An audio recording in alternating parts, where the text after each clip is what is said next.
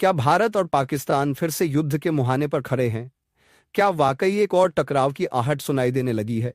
और क्या पाकिस्तान का यह दावा कि भारत कभी भी सैन्य हमला कर सकता है सिर्फ डर है या कोई गहरी रणनीतिक चाल? और सबसे अहम, सिंधु जल संधि को लेकर पाकिस्तान की बौखलाहट।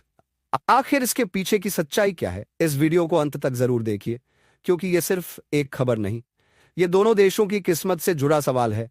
पाकिस्तान के रक्षा मंत्री ख्वाजा मोहम्मद आसिफ ने हाल ही में एक ऐसा बयान दिया जिसने एशिया के माहौल को हिला दिया। उन्होंने दावा किया कि भारत सैन्य घुसपैठ की तैयारी कर रहा है। उनका कहना है कि सीमाओं पर भारत की सैन्य गतिविधियां अचानक तेज हो गई हैं और कभी भी हमला हो सकता है।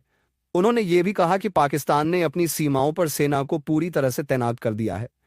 थल सेना, वायुसेना और नौसेना को अलर्ट पर रखा गया है। अब आप सोचिए, ऐसे हालात में जब दोनों देशों के बीच पहले से ही तनाव चरम पर है, इस तरह का बयान माहौल को कितना भड़का सकता है।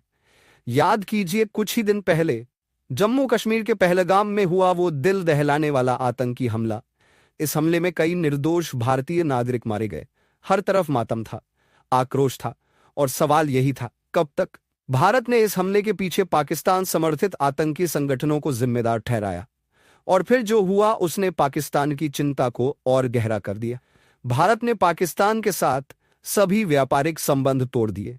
सिंधु जल संधि को आंशिक रूप से निलंबित करने की घोषणा कर दी गई और अंतर्राष्ट्रीय मंचों पर पाकिस्तान को बेनकाब करने की मुहिम तेज कर दी गई। यह भारत का सीधा संदेश था, अब हम सिर्फ बयान नहीं देंगे, जवाब देंगे। सिंधु जल संधि एक ऐसा समझौता जिसे दशकों से दोनों देशों ने निभाया, यहां तक कि युद्धों के दौरान भी। जी 1960 की इस संधि के तहत भारत को ब्यास, रावी और सतलुज नदियों का जल मिला और पाकिस्तान को सिंधु, झेलम और चेनाब नदियों पर अधिकार। आज पाकिस्तान की खेती, पानी की सप्लाई और बिजली उत्पादन सब कुछ इन नदियों पर निर्भर है। अगर भारत ये पानी रोक दे तो पाकिस्तान में जल संकट, भूखमरी और अंदरूनी उथल पुथल तय है। और यही वजह है कि पाकिस्तान इस कदम को युद्ध की कार्रवाई कह रहा है। ख्वाजा आसिफ ने दुनिया से गुहार लगाई, कृपया दखल दें वरना सब कुछ खत्म हो जाएगा। लेकिन भारत जो कर रहा है वो कानून के दायरे में है। भारत सिर्फ वही पानी रोकने की बात कर रहा है जो उसे इस संधि के तहत मिलना चाहिए था, लेकिन दशकों से बहकर पाकिस्तान जाता रहा। अब यहां एक और कड़वा सच है जिसे नजरअंदाज नहीं किया जा सकता। पाकिस्तान खुद एक भयंकर आर्थिक संकट से जूझ रहा है। महंगाई ने आम आदमी की कमर तोड़ दी है। IMF से मिलने वाला कर्ज अधर में लटका है। विदेशी मुद्रा भंडार खत्म होने के कगार पर है। और ऐसे में पाकिस्तान की सरकार के सामने जनता का गुस्सा, राजनीतिक दबाव और अंतर्राष्ट्रीय शर्मिंदगी, तीनों का सामना करना पड़ रहा है। तो क्या यह डर फैलाना एक रणनीति है? क्या भारत को दुश्मन बताकर पाकिस्तान सरकार अपने घर की आग बुझाना चाहती है? भारत की तरफ से इस पूरे विवाद पर कोई औपचारिक बयान नहीं आया, लेकिन भारत की चुप्पी कभी कभी सबसे बड़ी चेतावनी होती है।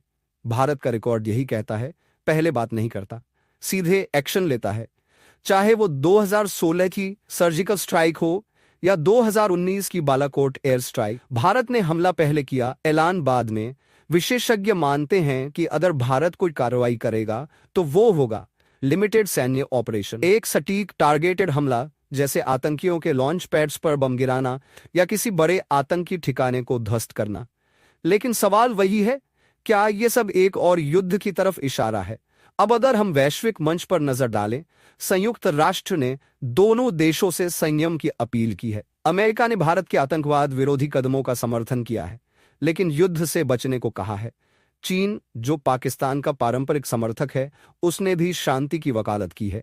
लेकिन इस बार अंतर्राष्ट्रीय समुदाय में भारत के लिए समर्थन कहीं अधिक है।